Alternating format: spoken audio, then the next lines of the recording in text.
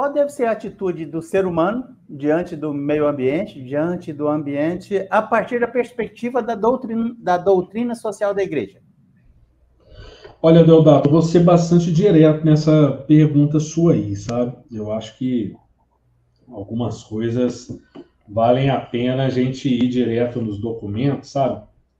Porque aí tem fundamentação mais clara e os questionamentos nem tem muito espaço, né? Sobretudo questionamentos negacionistas, digamos assim, né? Então, em relação à atitude do ser humano em relação à criação, eu quero tomar aqui o compêndio da doutrina social da Igreja, que é um livro referência para quem quer estudar doutrina social da Igreja. É um livro que foi publicado em 2004. Então, depois disso, já tivemos outros pronunciamentos, outros documentos da doutrina social da Igreja que foram publicados por Bento XVI e pelo Papa Francisco. Mas o compêndio é ainda uma referência fundamental. No seu número 487, Deodato, o compêndio da doutrina social da Igreja, então, ele diz como que deve ser a atitude do ser humano, então, aí diante da natureza e tal. Eu acho que vale a pena citar, porque a resposta é bem direta. Então, cito o documento.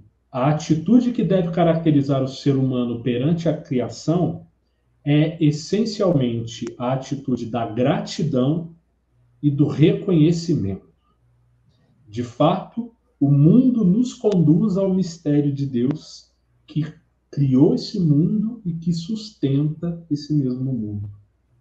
Se tornamos incidental nossa relação com Deus, a natureza é esvaziada de seu significado profundo e nós a depauperamos, nós a destruímos, a empobrecemos até a sua morte. Né? Olha que afirmação forte. Agora, se ao contrário, chegamos a descobrir a natureza na sua dimensão de criatura também, a criatura, então, o ambiente, então, não é só um meio, é uma criatura. Né? Olha que bonita essa visão, é importante nos afirmar, né? Nos firmar nessa convicção.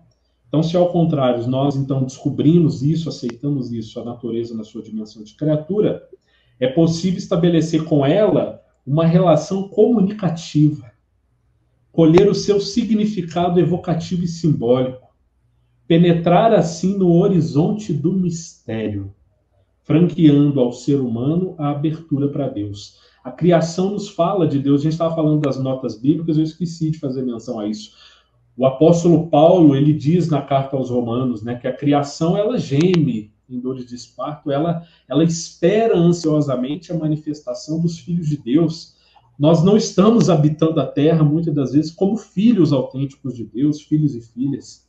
Então, nós estamos depredando a natureza, nós não estamos reconhecendo ela como criatura, como dizia São Francisco de Assis, e que o Francisco de Roma tanto tem trazido, né, de volta. A natureza é nossa irmã. Francisco de Assis chamava o sol, né, o irmão sol, a irmã lua, né, a mãe terra, a mãe natureza.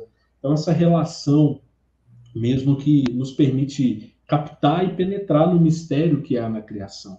Toda a criação fala do seu Criador.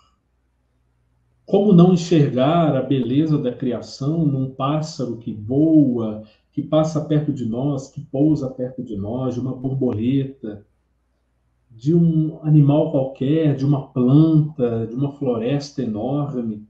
Eu tenho um cachorrinho, um doguinho aqui, né? A gente gosta de falar. A gente é apaixonado, assim, como que esse doguinho ele é maravilhoso, né? É uma gracinha. Então, e a gente experimenta coisas muito boas ali no convívio com ele, né?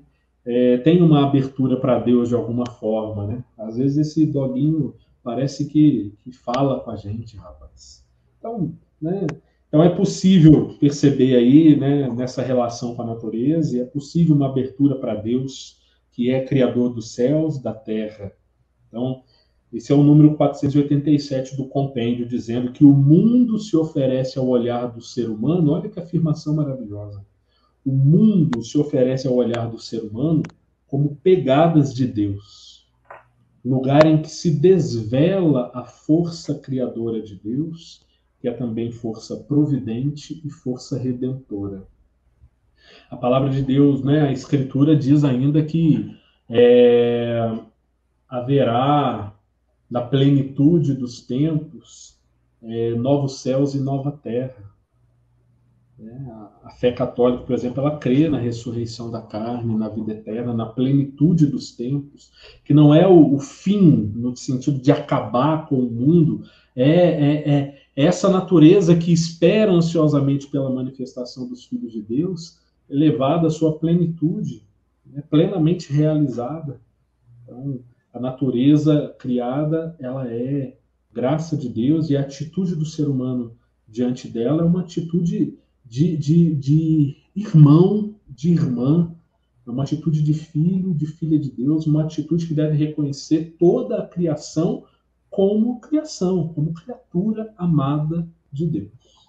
E não um meio. A gente precisa aprender a olhar o ambiente mais como ambiente, menos como meio, né? Como irmão. A gente precisa aprender, de fato, a louvar a Deus pelas suas criaturas.